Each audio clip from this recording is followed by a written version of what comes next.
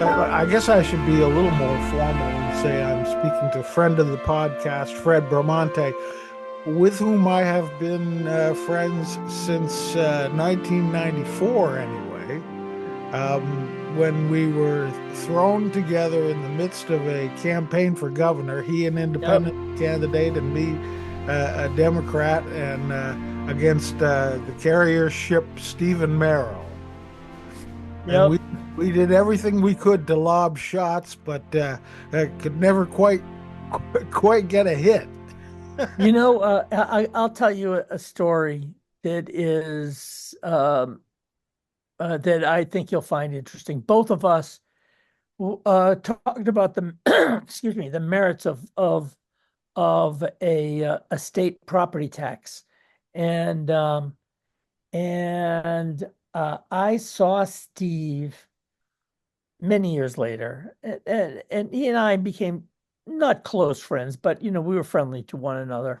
And I was on Elm Street, walking on Elm Street in Manchester with him, and I asked him why he left, why he, decided not to run for re-election. And he said something that really kind of surprised me. And I think it'll surprise you too. He said, I knew that the state property tax was the logical uh, um, way for New Hampshire to go, and I didn't want it to happen on my watch. It's like, Uh, wow. uh, You find that interesting, Wayne? yeah, I do. I do.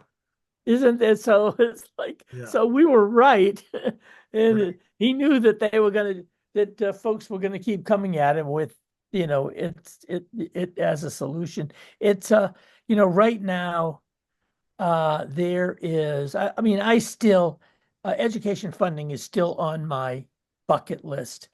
And, the legislature a couple of years ago, commissioned this group to, come up with a solution to the education funding problem, which was getting hotter and hotter in the courts of New Hampshire. And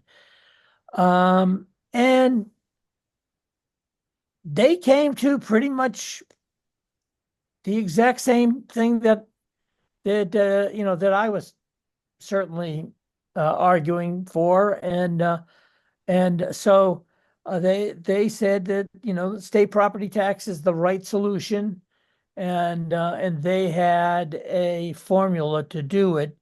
And much of what they said I agreed with.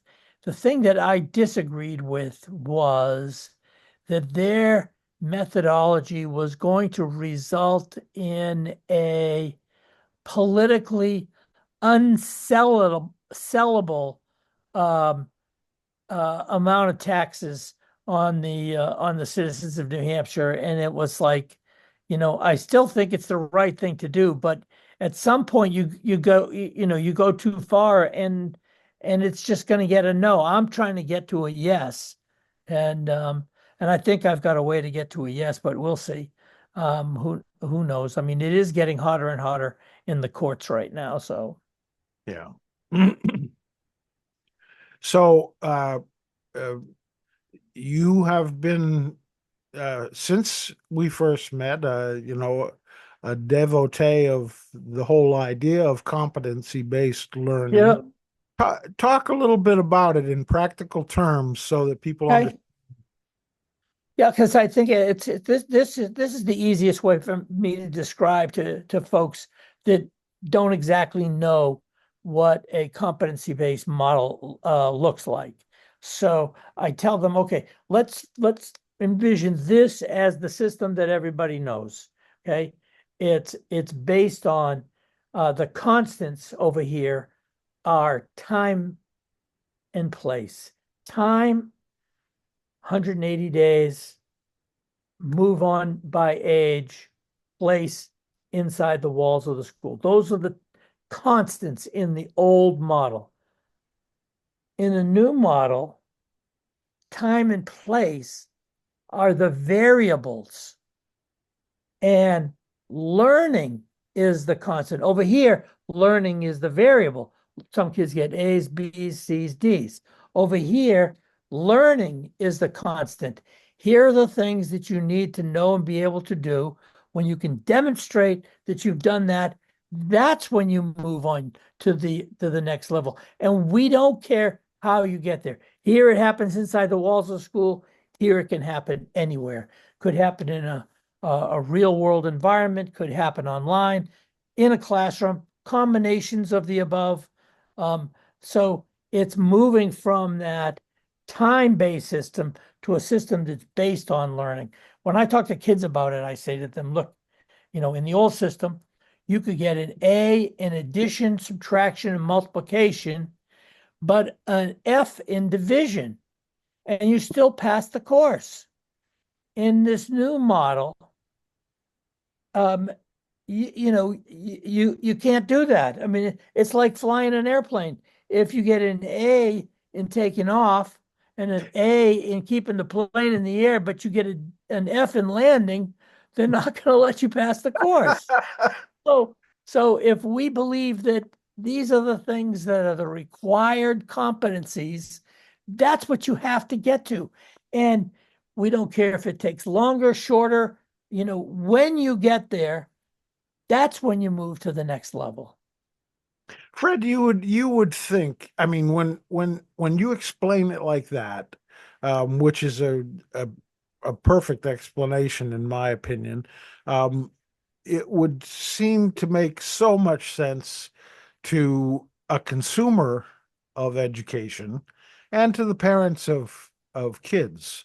And it would also seem to promise the possibility of being able to educate young people in our state in a more frugal way. Well, I'd like to think so, because ultimately and I'm not looking for us to spend, some people won't be happy with this, but I'm not looking for us to necessarily spend less. I'm looking for us to get more.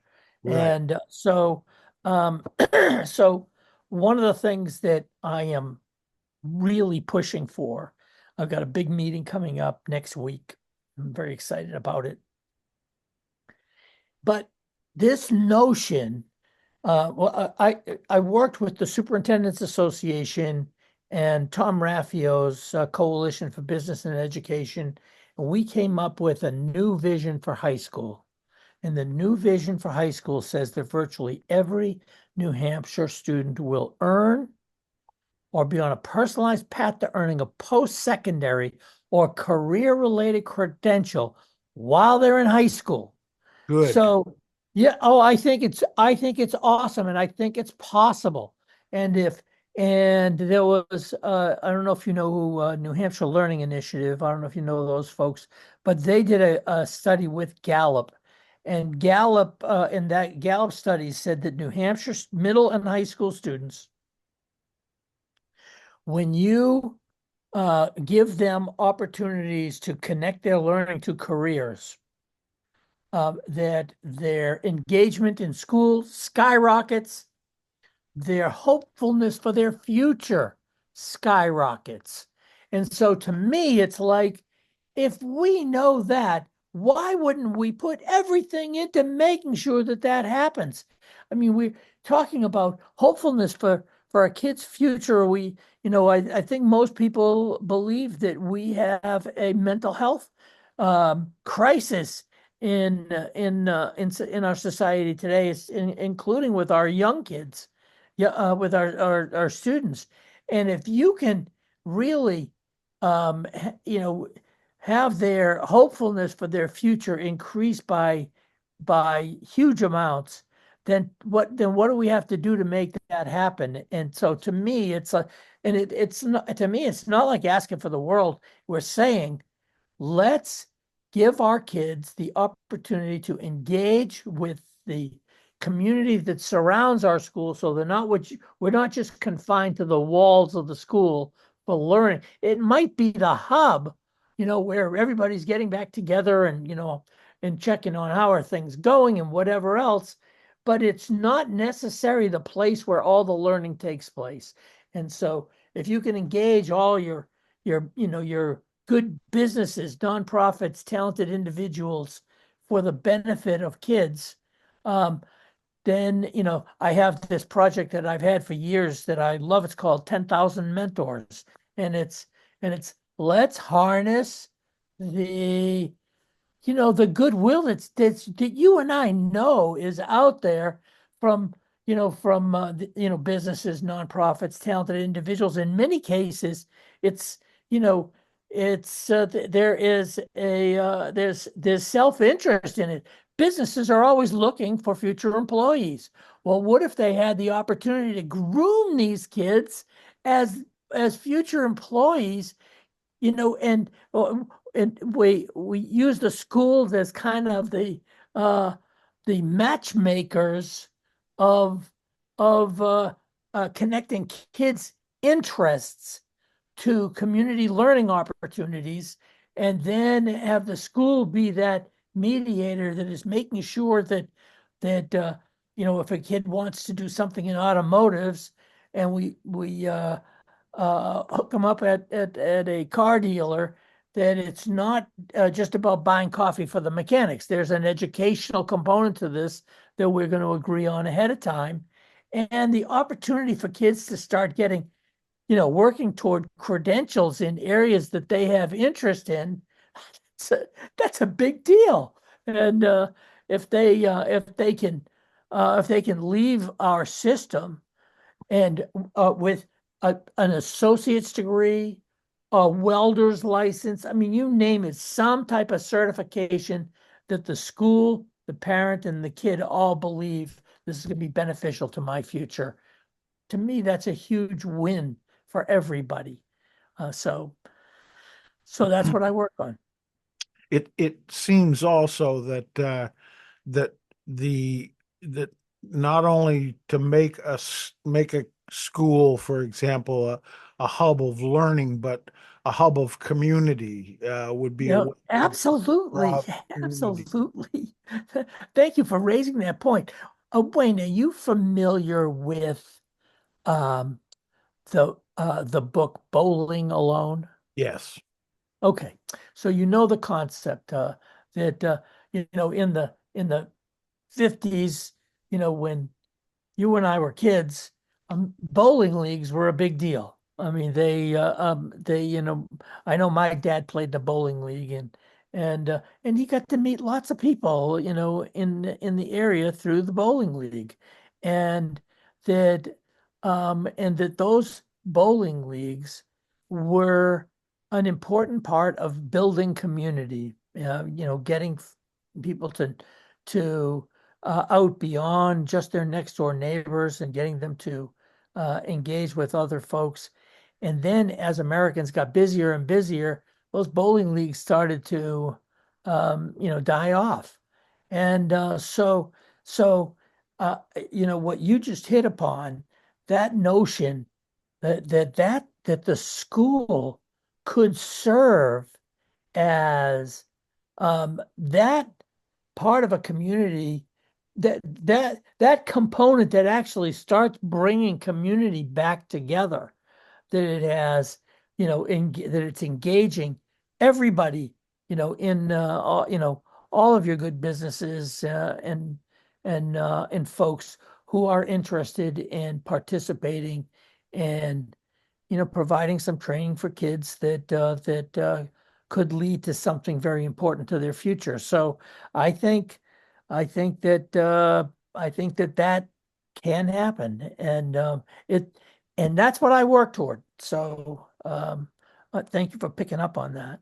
Well, if there's anything that it seems to me that gets us past this crisis that exists in our society today, it's creating a sense of community where people listen to one another. Yeah, no question about it. Wayne, you're gonna love when I tell you this. We, that our organization was charged by the commissioner of Education, controversial guy, Frank Edelblut, with once again rewriting the minimum standards for public school approval. This is the document that governs K-12 education in the state of New Hampshire. And it's my third time doing it. I did it in 1992. I did it which is when I first got on the State Board of Education, then appointed by Judd Gregg. I did it in 2005 when I was chair of the State Board of Education, appointed by Craig Benson. And now I've done it again in 2024, completed 4 years. We started in 2021. Took me 4 years to get this done. And but we have a new set of regulations for our state. And one of the things that we added, you're going to love this, Wayne. One of the things that we added to the minimum standards is a requirement for teaching civility. Mm. And in the New Hampshire Council for the Social Studies, they're in their February of 24 newsletter, they wrote that you can't just teach about the issues that are in front of us today without teaching about how to engage in conversations on those issues in a manner that ensures that everybody stays at the table. And so that's what I'm working on. So we even show it to you. We even created a Declaration of Civility. Oh. Ah. Okay, we have made it look like the Declaration of Yeah, Independence. that's great. That's great. Okay, a Declaration of Civility, and which we are hoping will serve as a petition to petition the United Nations to make civility the 18th goal for sustainable development. And so that I'm hoping to be working with the social studies teachers. And I think that the social studies teachers, that it's have a major role to play in this. And if they get on board, excuse me, that this could be very important. So, but that's, you opened that door for me just a minute ago, but you're right. We have to figure out how to talk to each other. Right. Yeah. So and the funny thing is that I think, with maybe a small minority of people would disagree, but I think most people would agree that in order to get to sort of the factual basis of a discussion, everybody has to be willing to communicate with one another, and most important of all is to listen to what the absolutely, other say. which is one of the elements we actually put together. You won't be able to see this, but we put together the articles of the Declaration of Civility, and so and we developed a teaching tool that is designed. I'm going to teach it to you right now, and I bet if I gave you a quiz in 5 minutes, you'd be able to get an excellent grade on it. So we call our teaching tool Keep It Real. Okay, and it's kind of an acronym, and we say the K. Now, these are the elements that you have to keep in your conversation in order to ensure that all parties stay at the table. The K in keep is for kindness. that you have to, you have to keep a kind tone in your conversation. The I in it is for integrity.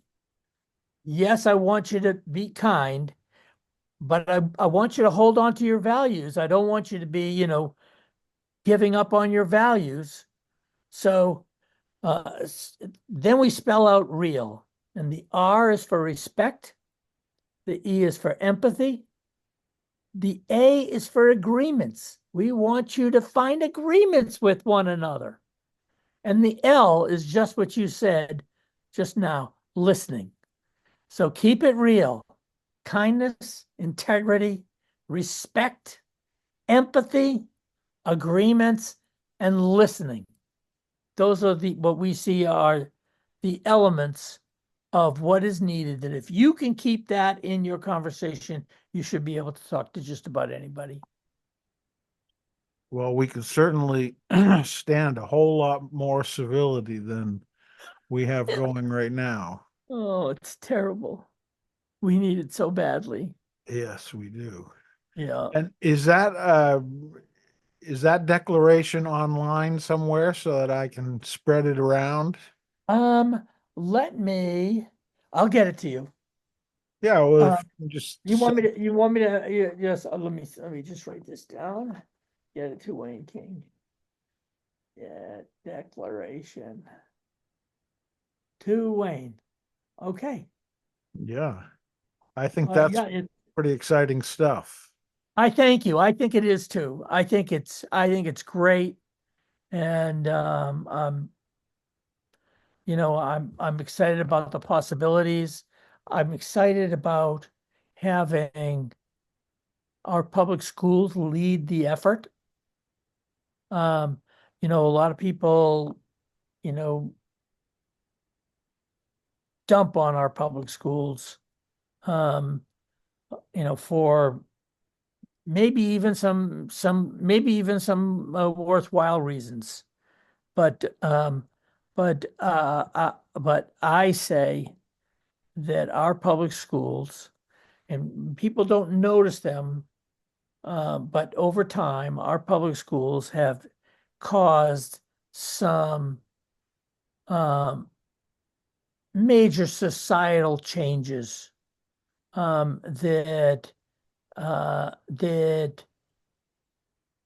whether it's uh, different attitudes in our kids about food, um, smoking, um, stuttering was common when you and I were kids, but it's pretty much gone.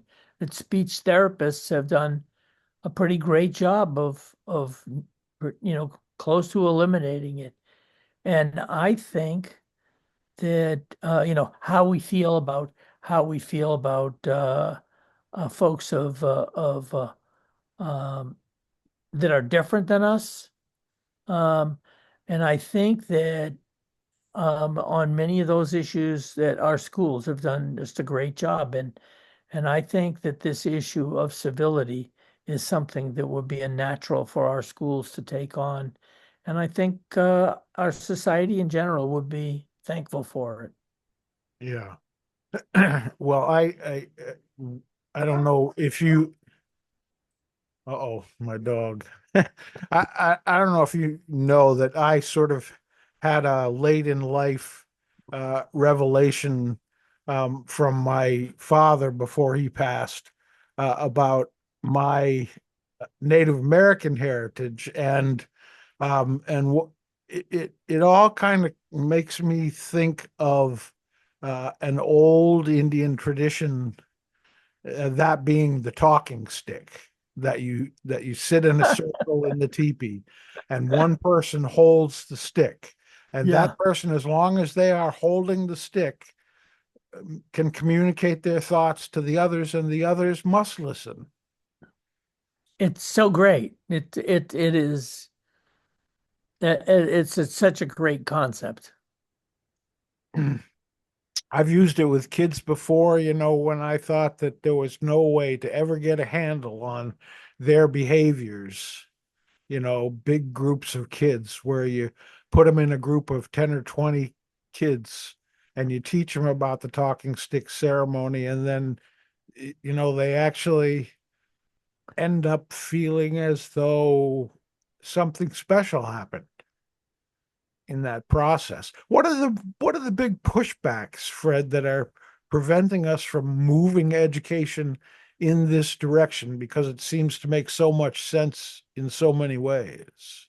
So, um, I had um, and I've been through this before, um, that when you're dealing with the minimum standards, the document is so important. As I said, it is the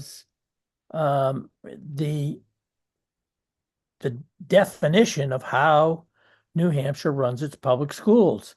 And so when you are changing things inside the minimum standards, you are really monkeying with somewhere in the neighborhood of 25,000 people's jobs. And they get nervous. So um, we, and this time in working with the education department, New Hampshire Education Department, the commissioner has been very controversial, and and he and I think that it's fair to say that there are a fairly large percentage of our professional educators that had difficulty with the commissioner in one way or another. They would often accuse him of being anti-public education, and his background was definitely not traditional. And I'll tell you another story that uh, I never heard of the guy. He called me up one day and he said, Fred, this is Frank Edelblue. I'm running for governor and as a Republican. And he didn't see it, but I kind of rolled my eyes. I felt like, okay, you're running against Sununu. You got no chance. But I didn't say that. Um, and he said, can I talk to you about education? And you know me, I'll talk to anybody who wants to talk to me about this subject. It is that important to me. So I said, sure. So we met at Southern New Hampshire University in the library. And so as we're talking, I tell him what the state board had done regarding this move to competency-based learning. And the reaction, as you can expect for someone who had never heard it before, was like, Eureka, oh my God, this is unbelievable. And um, and so he said, can we meet again? I said, sure. So he called me up, we met again. He came to the meeting with a stack of homework, the minimum standards, no child left behind, excuse me, on and on. All this research that he had done on the stuff I'd talked to him about. And I could see his excitement. And I said to myself, oh my God, I've created a monster. So, so anyway, he loses in a close primary. I mean, he gave Sununu a better run for his money than you or I thought he would. And rather than challenging Sununu with a recount, he goes to work for Sununu, and Sununu wins. Frank called me up. He said, Fred, I would like to be commissioner of education. I said, Frank, said, Now, Frank has got 8 kids, homeschooled them all. The amount of experience he had with public schools is close to nothing. And he wants to be commissioner of education. I said, Frank, I've worked with, I don't know, 5 or 6 commissioners, and they don't look like you. And he said to me, he said, Fred, I love what the State Board of Education did with these regulations. But if a traditional commissioner was what you needed, you'd have them far more implemented than they are today. And I thought to myself, he's right. And he said, maybe you need someone with a different set of skills. I was like, wow. It's like, okay. So he asks Sununu to name him commissioner. Sununu appoints him. And, and I often tell folks that, because they say to me, Fred, wow, why would you work with Frank? Frank he's not a public education supporter. And I say, well, I said, let me tell you how I see the difference between myself and Frank. Frank and I are both totally on the competency-based learning train. We are both bought in. Frank takes the approach of by any means possible. Doesn't matter whether it's private schools, public schools, charter schools, homeschool. He doesn't care. Any means necessary. I want to get it done in the public schools because to me, that's where the kids are. And the kids, certainly the kids who need it most. And and I've told that to Frank, and Frank said, that's fair. And I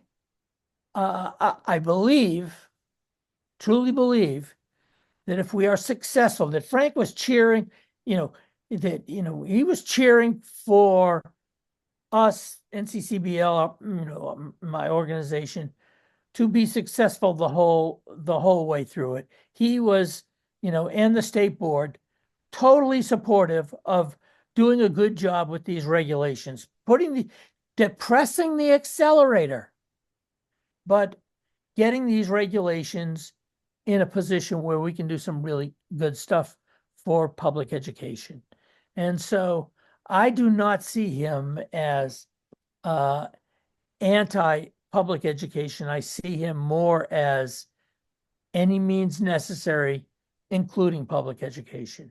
And so now there's a big question on whether he'll get reappointed by Governor Ayotte or not. I really don't have any idea on that. So I'm kind of waiting to hear news too. But with these regulations that we just completed, I told you one of the elements, civility, that we put in. But we put a bunch of other things in this set of regulations too. We put in this set of regulations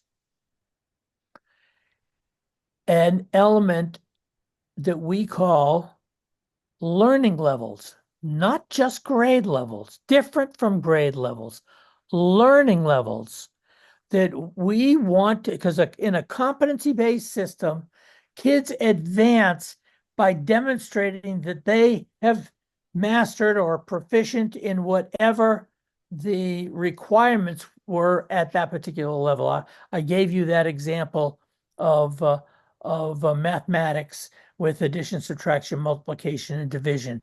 When you demonstrate that you've got all those down, that's when you move to the next level, not just because you became a year older.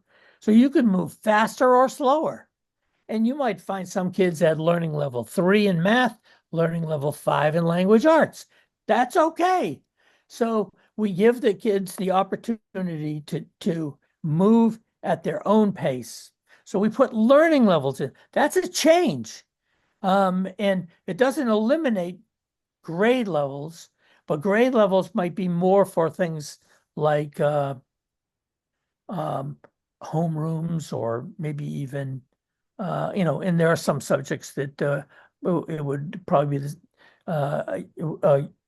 okay for, whether it's physical education and whatever else. But for some subjects, you got to demonstrate that you have mastered those requirements before you can actually move to the next level. So learning levels we put in that. I wonder if you'll find this one interesting. We put in a set of minimum competencies to graduate. We've never had that in the state regulations. It's never said you actually have to learn something in order to have earned a New Hampshire diploma. So we've got these minimum competencies. Believe me, these are not rocket science. These are minimum levels of virtually all of your major subjects that a student needs to demonstrate that they have attained in order for them to be given a New Hampshire diploma. It's never been there. We have, see what else? We have strengthened the extended learning opportunity. Those things I told you about, engaging the community. A number of schools, what they had done with ELOs, because we've been doing ELOs for a long time now, since 2005. So we're 20 years into it. And the results have been great. The results, we've had two studies done, at least two studies done on this, and they're great. The results are wonderful. But we had some schools that were restricting them. They were saying you can only do extended learning opportunities if you're a junior or a senior, or you can only do extended learning opportunities in elective courses. So we put language in the minimum standards and said, no, we do not care how a kid learns. They can learn any way they want. We want students to be more in charge of driving their learning. And so more community engagement. We have opened this up because to us, the results of the studies that have been done so far have been so spectacular that why wouldn't we do that for every kid? So we did that. We redefined a credit.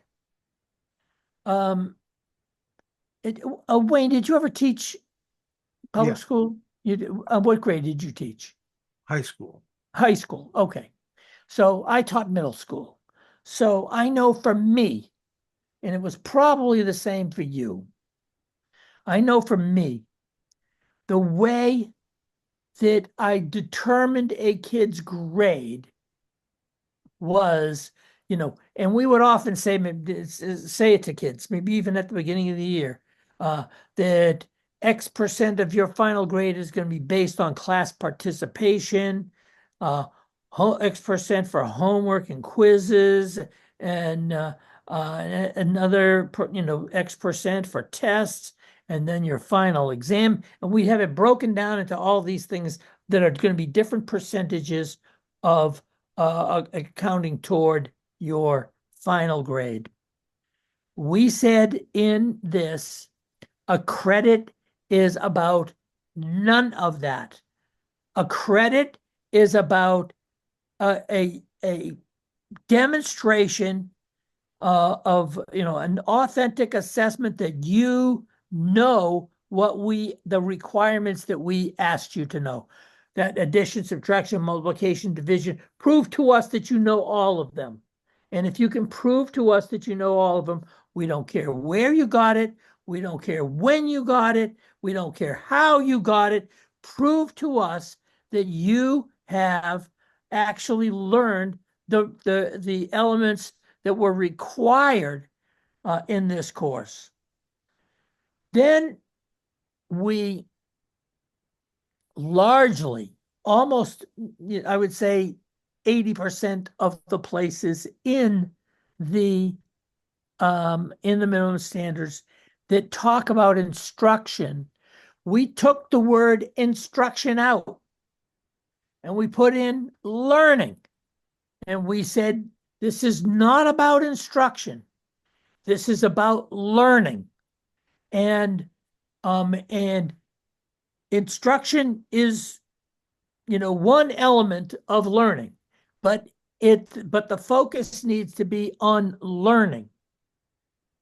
Then we provided more flexibility around time so that we give schools the opportunity to reinvent their calendars. And, I've heard in the past, I'm sure you have too, teachers, so they don't have enough time, in their day, they're scheduled for this and this and this, and they don't have enough time to do their job right or the way they would like. We want to get rid of that notion. We want schools to think about and develop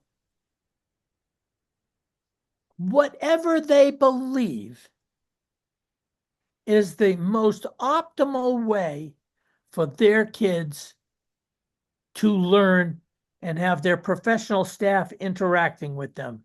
And we don't want it restricted by some state regulation. So time is going to be more flexible. Career credentials. Talked to you about that earlier. We want kids earning career credentials while they're in high school. That's a big deal. Yeah. And then lastly, I talked about civility. So those are some of the elements. I think that's some meaty stuff. What do you think? Yeah. Well, I don't think that I could agree any more than I do. I just, I don't understand. Is part of the issue that you pointed at the number of people who are employed in educating our kids. Is it that we're trying to move that entire group of people into a different methodology for educating our kids, or is it that we're not saying, okay, let's figure that it's going to be difficult to work with the people who have been in the system for a long time because that's just the way it is. It's sort of becomes static in that group. Yeah. Let's work instead with the kids who are going through college now. Yeah. To educate them. Is there a different way to approach it that might make it more possible to move the rock up the hill? Well, let me. I'm going to tell you a statistic that I got from the education department within the last year. Steve Appleby is in charge of credentialing at the department, and he told me this is shocking. I think he told me that in 2018, 93% of new teacher credentials came from traditional schools of education, UNH, Plymouth, Keene State, Southern New Hampshire, whatever. Okay. 7% of the new credentials were, I was an engineer. I decided I didn't want to do that anymore. I wanted to teach kids, so somebody changed their career, whatever else. Okay. He said, today it's 50-50. Wow. I mean, that is falling off a cliff, right? Yeah. I mean, I think that if public educators aren't nervous about the future, then they're not paying enough attention. Wayne, how familiar are you with these education freedom accounts? I'm familiar with them. I'm concerned about them in terms of how they impact our ability to provide an education for everybody. But I'm not an expert by any means. Sure. Okay. So, and neither am I. But here's what I know, and somebody might be able to correct me on some of this, but this is how I understand it. When they first created this concept of education freedom account, and I don't think it came from New Hampshire. I think some other states probably did it, but they it's like providing like $5,000 that per student that a parent that parents of students uh, from um, families of from low income families could apply for this money, and they could take it and do things differently. They could choose to get their student educated in a way other than doing it inside the traditional public system. And they anticipated this many people were going to take advantage of it, and this many people took advantage of it. Right. So they found out that the demand was way greater than they anticipated. Now they are pushing to open that up to everybody, to the entire, instead of just the low income families, open it up to everybody. So now, 150,000 families or whatever it is that we have kids in public schools would all be offered this. And and what's going to be the result there? So I worry that our public schools are not yet in a position of being able to successfully weather a storm like that. I don't know if this thing will pass, but I do think if it does pass, it's going to be a tough one for our public schools. So what I work every day on is how do we strengthen the public schools to a point where no one would even consider it? That we're all because my kid's going to get an associate's degree in such and such in our public schools. My kid is going to have this opportunity to intern on whatever it is his or her passion is, and getting so more school choice. And I tell public school folks all the time that you can't be afraid of the word choice. In fact, what I advocate is the public schools need to steal that word choice away from the so-called private school folks and say to the private school folks, oh, choice, are you talking about that old model where you can choose this school or choose that school? That's old news. That's 20th century. In our system, in the public schools of New Hampshire, we say, how do you want your education?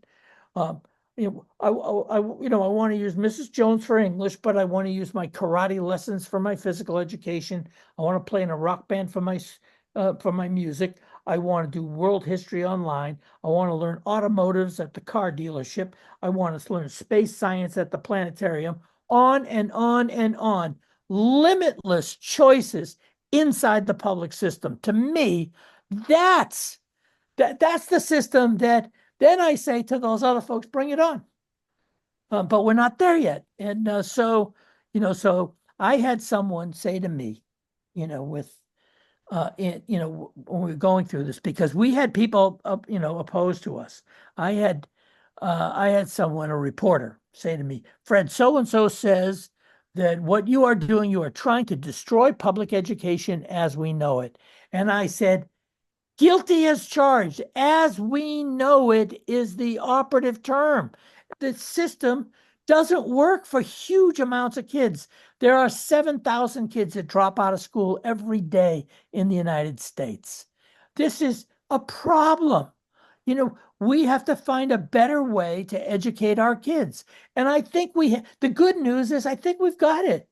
I think that really depressing that accelerator in the direction of a real competency-based learning system and giving these limitless choices to kids is how we get to that system that everybody loves, that our citizens love, that becomes more cost effective, more efficient, that our kids love, that they don't say, there's been some kind of survey that's been done forever on one word to describe school, and the word that wins every year is boring.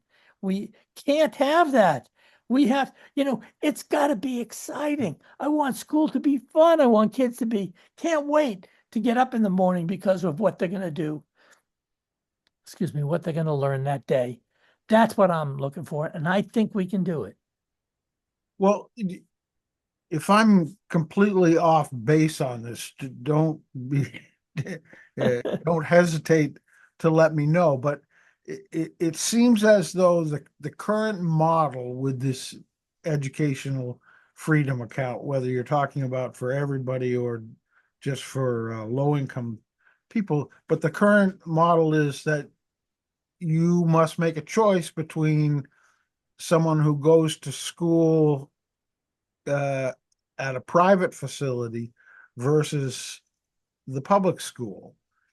And is there not a way to say those funds that would otherwise flow away from the public schools under this new model flow back to the public schools, and maybe they're even enhanced some?